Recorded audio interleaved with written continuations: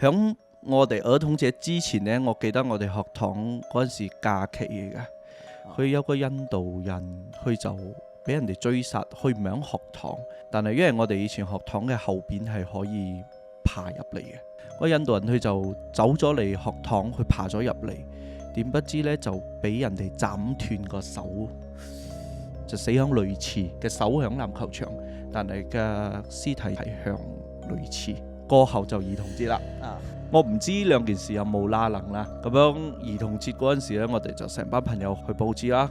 點不知我哋佈置到一半，我哋聽到隔離有聲，因為呢件事唔係淨係我一個睇到嘅，我幾個朋友都睇到。咁樣我哋就行過去隔離班睇，睇到隻貓喺度跳。點不知一跳呢，我哋同時間睇到佢有個頭喺度飛。